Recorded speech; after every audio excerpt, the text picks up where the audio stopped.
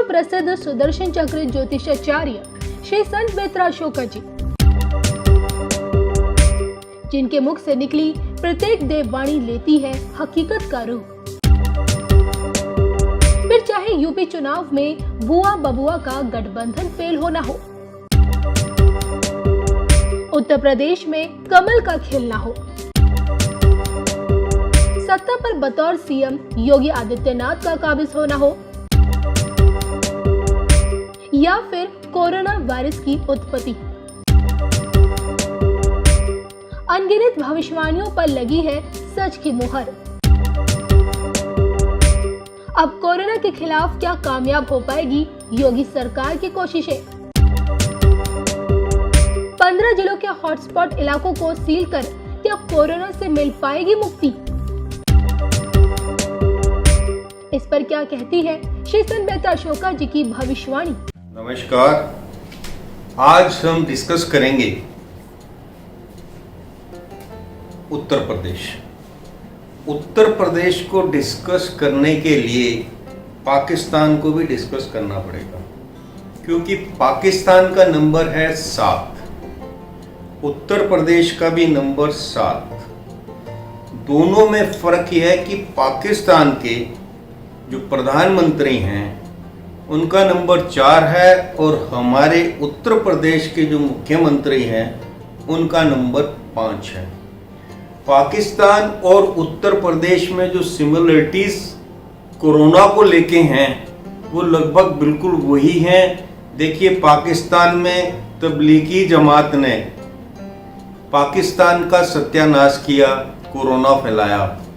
Same चीज़ जो है उत्तर प्रदेश में भी तबलीगी जमात के लोग ही अंडरग्राउंड हैं और वो बाहर नहीं निकल रहे हैं और कोरोना को फैलाने के लिए तत्पर हैं। लेकिन अगर पाकिस्तान और इमरान खान के नंबर्स का हम टोटल लेते हैं तो वो 2 बनता है। 2 जो है चंद्रमा का नेगेटिव नंबर है, राहु का नंबर है, और राहु का नंबर होने के कारण इस पर कोरोना का इफेक्ट बहुत ज्यादा होगा। लेकिन अगर हम उत्तर प्रदेश और उत्तर प्रदेश के मुख्यमंत्री के नंबर का टोटल करते हैं तो वो आज 7 और 5 12, जिसका टोटल बनता है 3। 3 का मतलब हुआ इसका मालिक है बृहस्पति। बृहस्पति मालिक होने के कारण और प्रदेश के हेड भगवाधारी होने के कारण उत्तर प्रदेश की रक्षा एक अद्वितीय शक्ति कर रही है, जिसके कारण वहां पर क्रमबद्ध तरीके से जो लॉकडाउन हो रहे हैं और जो आपका इफेक्टेड एरियाज को चिन्हित करके लॉकडाउन किया जा रहा है, इससे जब तक मंगल मकर राशि में है तब तक कोरोना का प्रभाव उत्तर प्रदेश में भी बढ़ता हुआ नजर आएगा। 4/5/2020 को मंगल मकर राशि से कुंभ की तरफ जाएंगे और शुक्र जो है, शुक्र 31/5/2020 को अस्त हो जाएंगे। तो उत्तर प्रदेश की जनसंख्या और वहां के डेमोग्राफिक को ध्यान में रखते हुए आपका लॉकडाउन 2 तो इंप्लीमेंट हो चुका है, लेकिन लॉकडाउन 3 28 मई तक कुछ जिलों में स्ट्रिक्टली लगाना पड़ेगा। और क्योंकि शुक्र अस्त होते ही कोरोना भी अस्त हो जाएगा और तब तक हम लोगों को बहुत सचेत रहना है। इसके लिए सबका सहयोग बहुत जरूरी है।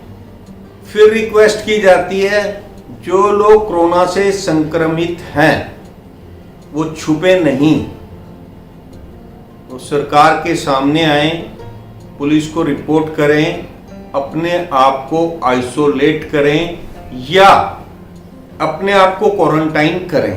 नमस्कार। नमस्ते।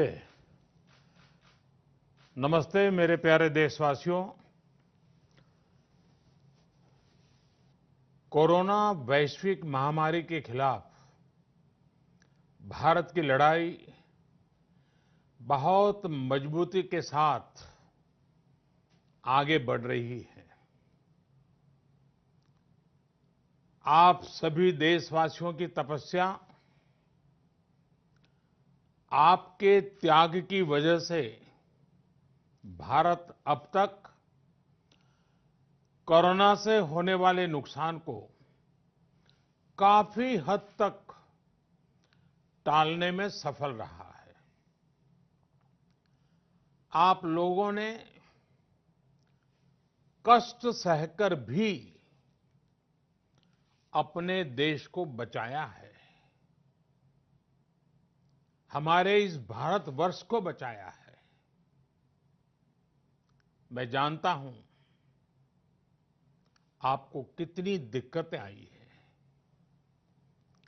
किसी को खाने की परेशानी, किसी को आने जाने की परेशानी,